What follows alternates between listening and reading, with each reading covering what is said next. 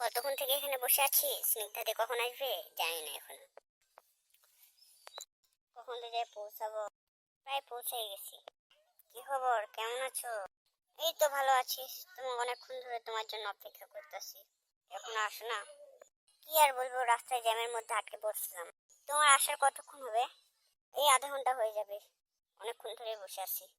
কি খাওয়া দাওয়া করছো? না এখনো করিনি। তাহলে এতক্ষণ থেকে তুমি না খাই আছো? হুম। কেন? শুধু তোমার জন্য। তাহলে তোমার তাড়াতাড়ি বাসায় যেতে লাগবে। তাহলে তাড়াতাড়ি বাসায় যাও, ঠিক আছে? সমস্যা নেই, যাবো, একটু পরে যাচ্ছি।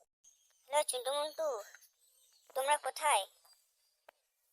আচ্ছা বিকে যাচ্ছি, থামো। এখন চিন্টু মন্টুর কাছে যেতে লাগবে, কি আর বলবো। তোর মুখটা পেঁচার মতো কেন বানায় আছো? যাও, যাওয়ার ইচ্ছা করতেছে না। তখন ধরে অপেক্ষা করতেছি ওর জন্য, বলতো আমি শুনলাম তোর তো ঘুম ছাড়ার কিছু না, আসতে সময় লাগবে। কি তোরা তো দেরি হলো কেন? কাঁদতেছিস কেন বা? কই না তো, আমার চোখ থেকে পানি পড়তেছে, মনে হয় কিছু পোকা ঢুকছে। কেমন পোকা ঢুকছে দেখি? কোনো পোকা দেখতে পাচ্ছি না তো। কি রে, কি করতেছিস? তোর চোখে নাকি পোকা পড়ছে, এটা দেখতেছিস?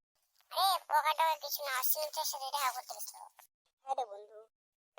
গাইস, দ্বিতীয় পর্বে পরের পার্টে দেখবেন।